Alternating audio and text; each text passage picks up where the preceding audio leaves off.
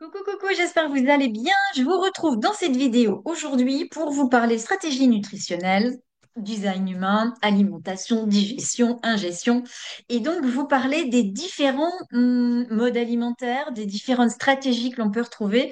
Je vous ai fait un tableau que je vais vous partager. Et ben c'est parti, je vous partage mon écran et puis on va regarder ça pour que ce soit plus clair pour vous. Alors, je vais l'agrandir.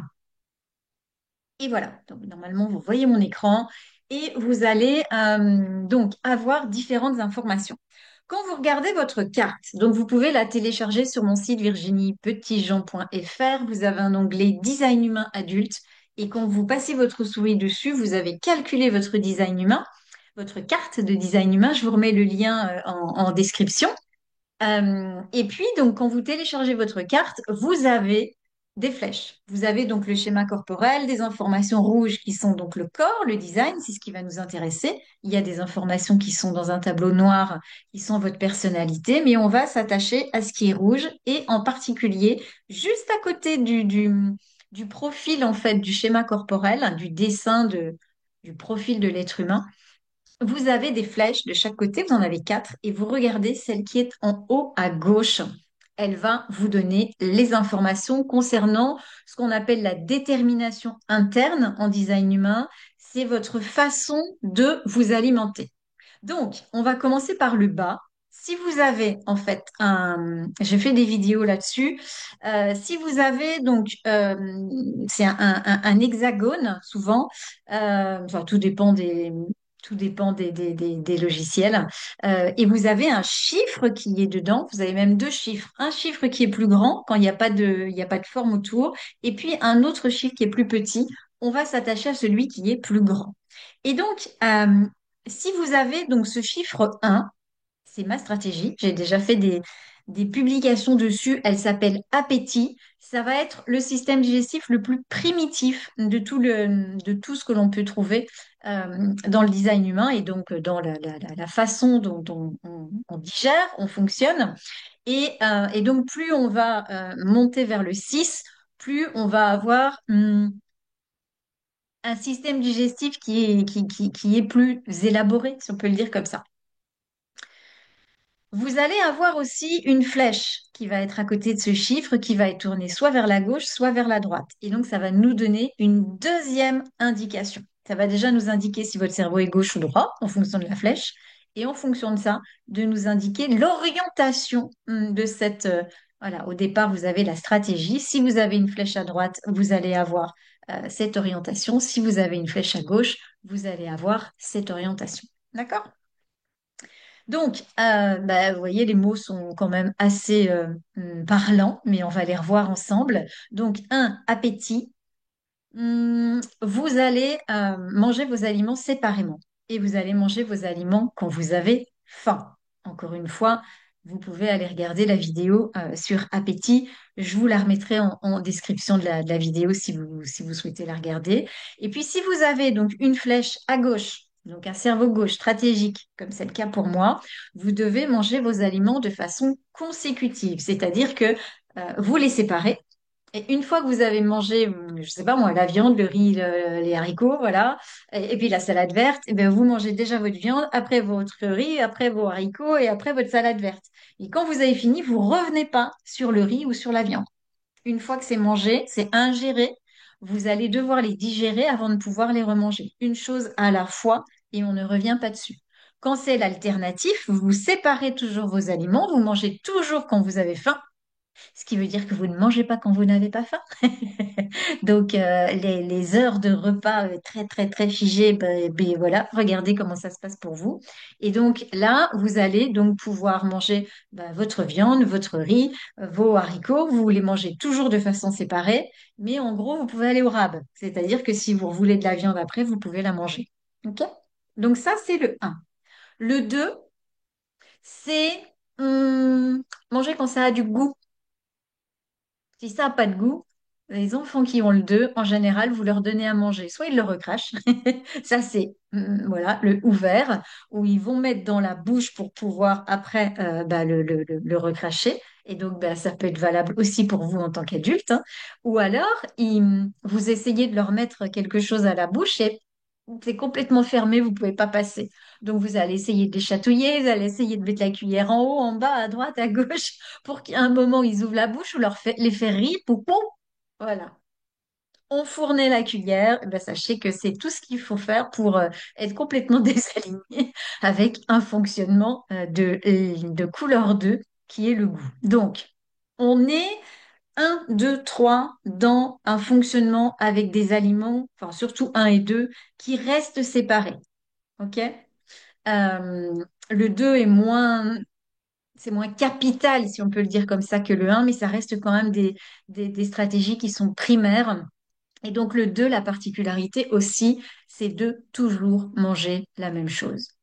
Donc, c'est toujours un enseignement qui peut parfois heurter, hein, parce qu'il est vraiment loin de ce qu'on a l'habitude d'entendre. Donc, c'est toujours ce que je dis, hein. Ne prenez jamais pour argent comptant ce que je vous dis, mais allez expérimenter, allez tester, faire le test sur vous, sur vos enfants, sur votre famille, et puis vous voyez ce que ça donne sur plusieurs jours, voire plusieurs semaines, et vous voyez ce que ça change. J'ai des clientes qui ont eu des retours sur 72 heures.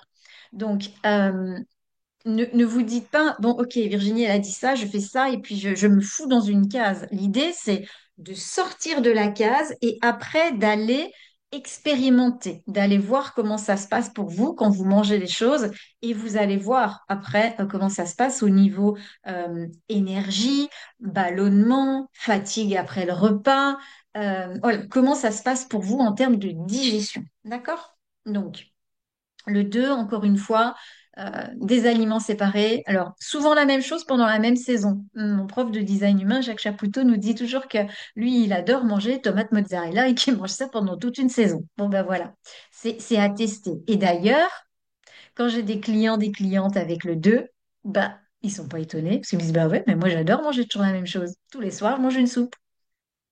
Bah, vous êtes normal. OK? Et donc, voyez si vous avez besoin de mettre à la bouche, de dire c'est pas bon, ça n'a pas de goût, voilà. Ou alors de dire j'ai même pas besoin de le goûter pour savoir que ce truc-là, j'en mangerai pas. Le 2, je vous parle de c'est quelque chose qui s'appelle la continuité génétique. Vous prenez toujours les mêmes mots-clés que vous associez au 2. Le 2, c'est sélectivité. OK? Donc, Ra disait même que pour un 2 fermer, l'idéal, ce serait de vider tous les placards, tout le frigo, tout le congélateur, de tout vider et de recommencer avec uniquement ce qui a du goût pour vous. Et ça tourne autour de seulement quelques aliments. C'est très, très sélectif. D'accord? Le 3, il s'appelle soif. On commence à introduire les mélanges, mais il faut pas non plus mâcher pendant des heures. Donc, et d'ailleurs, si vous êtes 3, vous allez vous reconnaître. C'est, vous êtes fan de, je sais pas moi, de compote, de purée, de choses qui se mâchent très facilement. D'accord? Donc, on peut commencer à mélanger, mais ça doit rester très facile à mâcher. Après, en fonction de la flèche qui va être dans votre design, vous allez avoir soit chaud, j'ai mon chat qui participe à la vidéo, vous allez avoir chaud ou vous allez avoir froid. Ça veut dire la marque, le barème, si on peut dire comme ça, c'est la température corporelle. Si c'est au-dessus de la température corporelle, c'est chaud. Si c'est juste en dessous, c'est froid. C'est-à-dire que ça n'a pas besoin d'être brûlant ou ça n'a pas besoin d'être glacé. Mais si vous êtes, par exemple, soif, froid, il va falloir toujours laisser refroidir. Par exemple, vous avez un plat chaud. hum, les personnes, je crois que l'exemple le plus flagrant, c'est les personnes qui se prennent un café, qui se prennent un thé. Elles se le font, il est chaud, mais elles le laissent toujours refroidir. Et donc, de toujours avoir quelque chose qui soit légèrement euh, inférieur à la température de votre corps. Vous avez un système digestif qui est en surchauffe quand vous avez froid, trop froid. Et, et en fait, plus vous allez manger des aliments qui vont être chauds, plus vous allez les détériorer. En fait, vous ne bénéficierez pas de cette énergie parce qu'ils vont être gaspillés. Et donc, vous allez gaspiller de l'énergie et puis ben, après, vous allez être, ben, voilà, vous allez être fatigué de manger. Donc, plus vous mangez froid ou en dessous de la température ambiante, encore une fois, hein, ça n'a pas besoin d'être glacé, et plus vous allez pouvoir utiliser ou en tous les cas préserver votre système digestif. Et donc, c'est l'inverse. Quand c'est chaud, il faut toujours que vous réchauffiez les choses. Il faut toujours, voilà. Il y a vraiment ce lien à la température qui est très, très important. OK? Donc ça, c'est ce qu'on appelle des circonstances. Il y a des conditions, pardon. Il y a des conditions qui sont importantes à respecter pour ingérer les aliments et ensuite pour pouvoir les digérer correctement. Ensuite, quand on passe sur les trois couleurs suivantes, 4, 5, 6, on va être dans des circonstances. C'est, encore une fois, on ne parle pas de est-ce que je dois manger de la viande, pas de la viande, est-ce que je dois enlever le lactose, le gluten et tout. Faites vos expériences et au-delà de ce que je vous partage, il y a toujours un contexte. Moi, j'ai un contexte de pathologie digestive. Évidemment qu'il y a des choses pour lesquelles je vais au-delà de appétit faire mon propre régime, mais vraiment d'aller regarder, c'est d'aller expérimenter. Il y a des choses, par exemple, on était sur le 3 chaud ou froid, il y a des personnes qui aimeront juste en dessous de la température ambiante, et puis il y a des gens qui aimeront que ce soit plus froid. Et ça, c'est propre à chacun. C'est là où on va trouver notre unicité. Vous avez le design qui vous donne un cadre, mais à l'intérieur, il n'y a que votre stratégie, votre autorité intérieure qui va vous dire si ça ou ça, c'est bon pour vous. C'est toujours le même lien, d'accord? Donc voilà, ne vous enfermez pas dans quelque chose. Et encore une fois, sentez-vous libre de mettre des commentaires. Mais c'est marrant parce que quand je fais des lectures de stratégie nutritionnelle, en fait, j'adore. Parce que la première partie, donc ça dure 1 heure, en général, la première partie, je donne les informations et puis après, on échange. Et, et à la fin de l'heure, les personnes me disent, oh oui, mais c'est vrai, mais j'adore manger ça. Ah bah oui, puis alors ça, ah bah oui, je le mange comme ça. Ah mais t'as raison, en fait, je fais ça. Et il y a plein d'idées qui reviennent pendant l'heure de rendez-vous où en fait, bah, ils se rendent compte qu'effectivement, on le fait déjà. Je sais que manger les aliments séparés, sur le coup, je me suis dit, waouh, c'est difficile ça. Mais si je fais une fondue, je mets pas de mayonnaise. Si je mange des crevettes, je mets pas de mayonnaise. Je mets pas de sauce. J'ai pas de, voilà, vous venez chez moi, j'ai pas de condiments. Je bois, j'ai jamais mis ça. Je fais une salade composée, je la mets dans des ingrédients, pas des ingrédients, des composants séparés, parce que chacun prend ce qu'il veut. Et en fait, je me disais, bah, si quelqu'un n'aime pas, ça lui évite de trier. Mais non, en fait, c'est parce que c'est mon fonctionnement. Donc, vous allez encore une fois vous rendre compte que c'est déjà là en vous. Et donc, testez-le, même si vous vous dites, oh là là, non, mais manger froid, moi, j'ai pas envie, quoi. Faites-le. Parce qu'on parle du corps, il n'y a pas de conscience dedans. Enfin, il n'y a pas de conscience. C'est pas conscient pour votre personnalité. Donc, le corps a besoin de ça, même si vous n'êtes pas d'accord. Même si votre tête n'est pas d'accord. Même si votre personnalité n'est pas d'accord. Faites-le avec cette curiosité, cet esprit de se dire, tiens, je vais tester, je vais voir ce que ça donne. Parce que vous n'y croyez pas ou vous y croyez, c'est une super invitation à pouvoir voir ce qui se passe. Et puis, bon, ben voilà, ça vous plaît pas, ben vous le faites pas. Il y a un moment pour tout. Mais c'est toujours intéressant de pouvoir aller découvrir, encore une fois, quand c'est le bon moment pour vous. Donc, 4, 5, 6, j'y reviens. Alors, le 4, il s'appelle mouvement. Vous avez vraiment c'est le mouvement qui est autour de vous et qui peut même être en vous.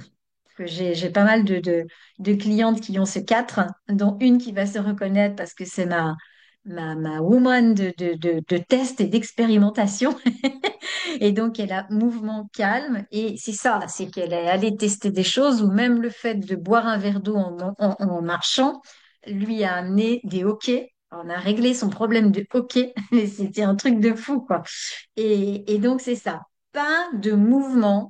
Euh, il faut que ce soit calme à l'intérieur de vous, enfin à l'extérieur de vous, mais calme, pas en termes de bruit, mais en termes de mouvement. Donc, vous mangez assis, vous ne bougez pas pendant votre repas. Il faut pas qu'il y ait un chat qui est en train de gratter à côté et puis qui passe voilà, le long de vos jambes ou des enfants qui courent, etc. C'est vraiment il n'y a pas de mouvement autour de vous. et d'être toujours dans cet état de calme et de sérénité à l'intérieur de vous. Si c'est nerveux, alors là, pour le coup, c'est l'inverse. Vous pouvez même pas vous asseoir pour manger. Donc, c'est les enfants, bah, on dit, mais c'est pas possible, tu peux pas rester en place. Mais en fait, c'est des enfants qui devraient manger debout. Ou alors, passer un coup de téléphone, ou voilà, vous mangez en marchant. Voilà. Il y a vraiment ce mouvement nerveux qui fait que vous êtes en mouvement quand vous mangez. D'accord? Donc ça, c'est le 4. La circonstance du 5, elle est liée au son. Alors, ça va être soit un son haut, soit un son bas. C'est lié à la fréquence du son. C'est-à-dire que si c'est bas, imaginez que vous ayez, je ne sais pas moi, la télévision pendant que vous mangez. Vous avez en fait un programme avec une certaine fréquence, une hauteur de fréquence, et puis d'un seul coup, vous avez de la pub, vous avez je sais pas quoi, et pouah, la fréquence, le son monte. Là, vous avez une différence de fréquence de son, et ça, c'est vraiment ce qui ne vous est pas recommandé. Donc, au-delà du son qui doit être avec peut-être des fréquences plus basses, et peut-être moins forte. Tout ça, c'est à tester parce que, encore une fois, la, la, hum, la subtilité va être selon votre design et selon votre autorité intérieure. Donc, tout ça, c'est à regarder, mais c'est vraiment lié à la fréquence sonore. Et puis, quand c'est le haut, bah, voilà, vous pouvez aller manger dans des endroits où il y a plein de bruit, où les gens crient, où ils font la fête, les cafés, les discothèques, les restaurants où il y a plein de monde. Voilà, oui, il vous faut du bruit, il vous faut du son. Et ça peut même être de voir bon, bah, les sautes de son, voilà, les différences de fréquence. Ben, ça, c'est peu importe pour vous. Et puis, vous pouvez voir si il vous faut des fréquences plus élevées, par exemple. OK? Donc, tout ça, c'est à tester. Et puis, la dernière, c'est la 6. La 6, c'est lumière. Alors, lumière, directe ou indirecte? Bon, bah, c'est clair. C'est que vous allez avoir soit une lumière directe, donc pour la lumière directe, et là c'est pareil, on l'a testé avec une cliente et ça a été mais fulgurant. Euh, Mettez votre corps à la lumière directe, c'est-à-dire c'est pas le tout de dire bah, je mange la journée. Non, c'est que votre corps, on parle du corps, baigne dans la lumière. Donc même s'il ne fait pas du soleil, mangez derrière la fenêtre. Il faut qu'il y ait une majorité de votre corps qui soit à la lumière. Vous allez aimer le soleil, vous allez aimer la luminosité. J'ai une autre amie qui est descendue vivre dans le sud et elle me dit, oh là là, mais au-delà de la chaleur, qu'est-ce qu'il y a comme lumière? Donc voilà. Et puis bah, si c'est indirect, bah, vous allez justement pas manger derrière la fenêtre, vous allez peut-être aimer les lumières tamisées, la pénombre, et évidemment, il peut y avoir très souvent aussi des allergies au soleil. Donc attention si jamais vous mangez à l'extérieur, d'être toujours abrité sous un parasol, sous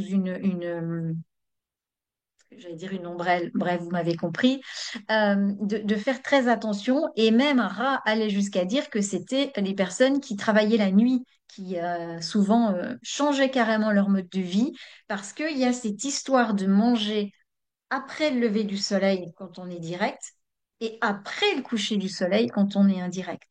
Donc, encore une fois, n'attendez pas que le soleil soit couché pour manger en vous disant, oh là là, c'est ce que dit le design humain. Regardez comment ça se passe. Mais je sais que ma cliente qui a la lumière directe, elle a donc changé et mangé derrière sa fenêtre. Elle a une porte vitrée et donc, elle mange derrière et elle a vu la différence. Et elle me dit, mais en fait, mon repas de dîner, il est jamais après 18 heures. Et ça, c'était avant qu'elle apprenne sa stratégie nutritionnelle avec le design humain. Donc, encore une fois, c'est pas que ça vous apprend rien, mais ça vous conforte et j'avais même dire vous réconforte.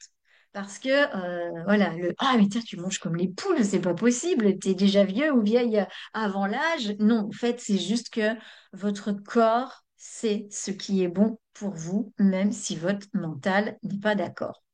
Donc voilà ce que je voulais vous partager sur les 6 modes alimentaires, ou on pourrait même dire les 12 modes alimentaires. Donc ça, c'est la première grande information que vous pouvez regarder pour voir ce qui vous est recommandé dans le cadre du design humain.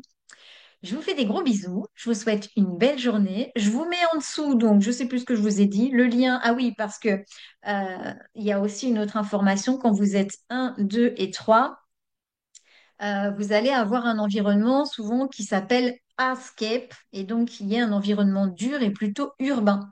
Et 4, 5, 6, Landscape qui est le paysage, donc qui est un environnement plus naturel. OK?